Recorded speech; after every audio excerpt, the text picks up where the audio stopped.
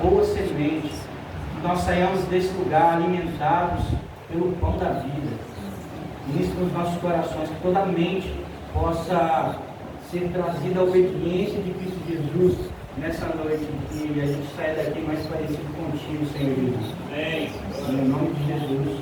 Amém. Amém. Aleluia. Paz. Amém. Você está feliz, meu irmão? Amém. Como é bom a gente estar junto como comunidade de fé para bendizer o nome do Senhor, exaltar o nome dele. Como a gente viu, hoje é o último do ano, como comunidade, mas eu tenho certeza que amanhã você continuará cultuando o Senhor. Quando você sair daqui, você também continuará cultuando o Senhor. Ele é o motivo de nós estarmos aqui. Você pode abrir sua Bíblia comigo no livro de Isaías, capítulo 6. Isaías, capítulo 6. Você já leu, no mínimo escutou alguém falar a respeito desse livro, principalmente desse capítulo 6. É uma experiência marcante na vida do profeta Isaías, que de fato também nessa noite possa marcar mais uma vez a nossa vida através das Escrituras, através da palavra do Senhor. Isaías capítulo 6, a partir do verso 1, diz assim a palavra do Senhor: no ano da morte do rei Uzias, eu vi o Senhor assentado sobre um alto e sublime trono, e as abas das suas vestes enchiam todo o templo. Serafins estavam por cima dele, cada um tinha 6 asas. Com 2 asas cobriam o rosto, com 2 asas cobriam os pés, e com 2 asas voavam. E uns clamavam uns aos outros, dizendo: Santo, Santo, Santo é o Senhor dos exércitos, e eis que toda a terra está cheia da tua glória. Os umbrais das portas se moveram com a voz do que clamava, e o templo se encheu de fumaça. Então eu disse: ai de mim, estou perdido, porque sou um homem de lábios impuros, e habito no meio de um povo de lábios impuros. E os meus olhos viram o Rei, o Senhor dos exércitos. Então um dos serafins voou para mim, trazendo na mão uma brasa viva que havia retirado do altar com uma pinça. E com a brasa tocou a minha boca e me disse: eis que essa brasa tocou os seus lábios. A sua iniquidade foi retirada, os seus pecados foram perdoados. Depois disso, ouvi a voz do Senhor que dizia: a quem enviarei? Quem há de ir por nós? E eu respondi: eis-me aqui, envia-me a mim. Amém. Amém. Glória a Deus. Sabe, esse texto marca a vida do profeta de Deus. Esse texto marca a vida de um homem chamado Isaías. E quando nós lemos no capítulo 6 do seu livro, Isaías está descrevendo uma visão que ele teve em relação ao Senhor. Isaías diz que no ano em que morreu o rei Uzias, ele viu o Senhor. E aí faz uma grande diferença que Isaías não está dizendo que viu um ser qualquer. Isaías não está bem dizendo que viu um anjo, Isaías não está bem dizendo que viu um homem assentado sobre um trono, mas Isaías está dizendo que os seus olhos contemplaram o Senhor. Isaías está contemplando aquilo que homem nenhum possivelmente havia contemplado. Isaías está contemplando aquilo que olhos e mais olhos gostariam de ver, mas não viram. Isaías está contemplando o alto e sublime trono do Senhor. Aleluia. Mas Isaías marca a sua visão através da morte de um homem. Isaías vai começar dizendo: eu vi o trono do Senhor, depois que Uzias morreu. Mas quem era Uzias? Quem era esse homem que divide a história de Isaías? Quem era esse homem que coloca um antes e um depois da vida de Isaías? Não que Isaías não fosse um homem de Deus antes da morte de Uzias, porque Isaías era um homem de Deus, Isaías costumava ir ao tabernáculo. Porém, depois da morte de Uzias, Isaías sai desse lugar de visão como um encargo de profeta. Isaías, a partir da morte de alguém, sai do trono do Senhor, da sala do Senhor, desse lugar secreto e sublime, como um encargo. E no versículo 8 nós lemos aqui que ele diz que Deus pergunta para ele: e agora, quem há de ir por nós? Quem envia de Isaías dá uma resposta para Deus: eis-me aqui, envia-me. Mas quem é esse homem chamado Uzias que divide a história de Isaías? Uzias era rei de Israel. Uzias é alguém que pegou o trono, que assumiu o trono com uma grande responsabilidade. Israel estava vindo de crises e mais crises sem fim. E quando Uzias assume o trono, apenas nos seus 16 anos de idade, Uzias começa a fortificar o exército de Israel. Uzias começa a construir pontes e caminhos para que Israel se tornasse mais sólido e mais eficaz, que a economia de Israel aumentasse e aumentasse ainda mais. Uzias não apenas aumenta a economia do povo de Israel, não apenas fortifica o exército, como Uzias também começou a construir torres de vigilância em Israel.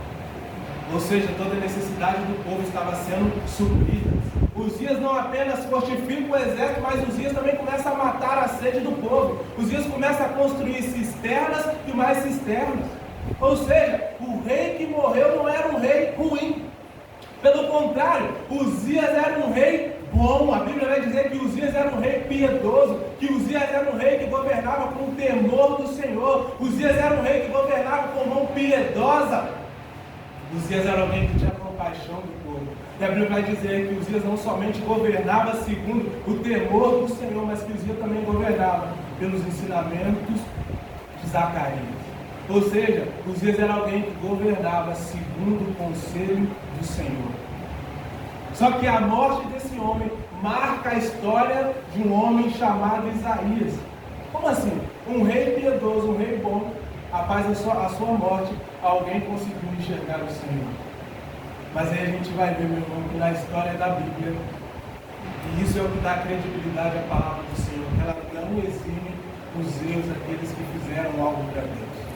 Se a gente pode dar credibilidade na palavra de Deus, é por causa disso também. Que a Bíblia conta os benfeitos de Davi, mas a Bíblia não faz questão de esconder os seus erros. A Bíblia está contando os grandes feitos de Uzias, mas a Bíblia também vai dizer que Uzias caiu. Não pela fraqueza humana, não porque ele estava falindo o seu reino, mas Uzias cai pelo sucesso do seu governo.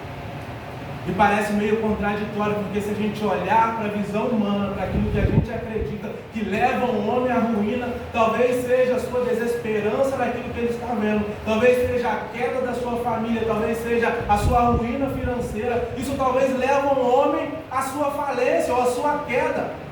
Porém, a história de Uzias é totalmente ao contrário. Uzias estava fortificando o seu exército, a fama de Uzias chegava às nações vizinhas, mas com tudo isso, Uzias caiu pelo seu orgulho. A Bíblia vai dizer que Uzias tentou tomar um lugar que não era dele.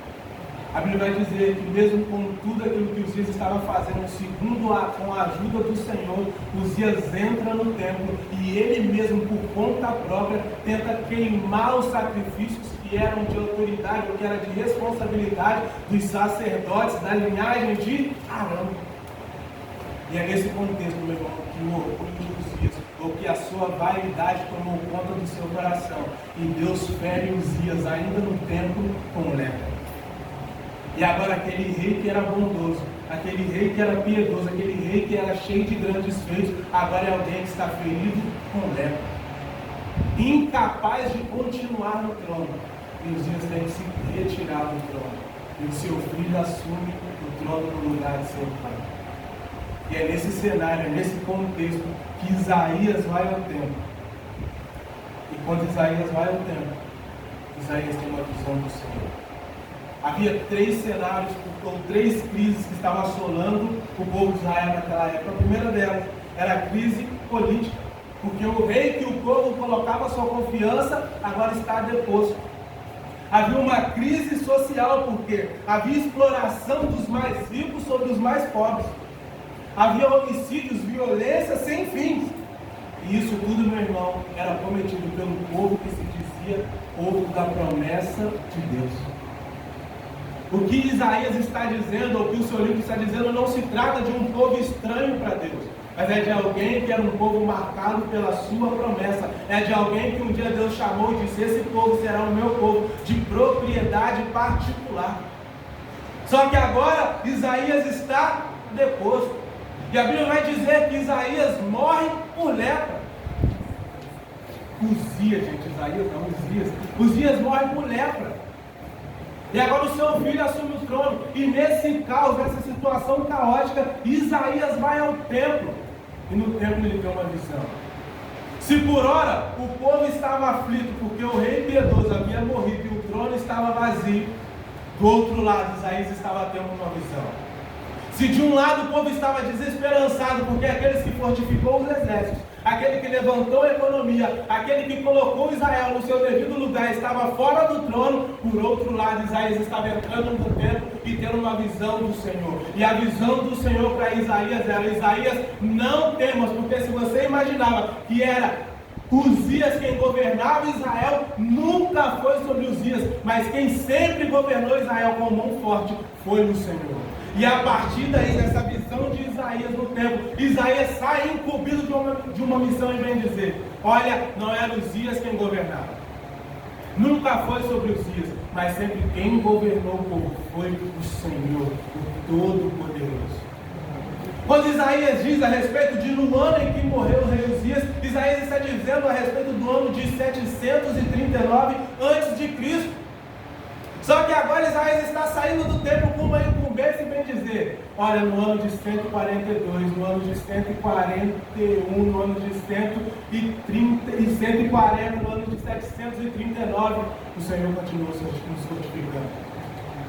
Em meio, meu irmão, a tanta crise, em meio a tantos cenários do mundo que a gente possa estar vivendo nos dias de hoje, Deus continua dizendo: se Ele te sustentou em 2020, se o Senhor te sustentou em 2021, se o Senhor te sustentou em 2023, se o Senhor te sustentou em 2024, o Senhor também nos sustentará em 2025. Sabe, nunca foi sobre um rei posto, mas sobre a mão que sempre governou sobre nós. Sobre nós. Diante desse cenário de crise, de caos sobre a nação de Israel, Deus está levantando um homem para se tornar como voz profética naquele lugar e bem dizer: olha, se o trono terrestre, se a cadeira humana, se a cadeira que um homem se assentar está vazia, não temas, porque sempre quem governou Israel foi o Senhor. O Senhor governou com seus braços fortes. É sempre o Senhor quem governa, meu irmão. Embora os nossos olhos possam estar desesperançados algumas vezes, embora nós possamos andar angustiados por algum tempo, é sempre o Senhor quem tem governado sobre nós.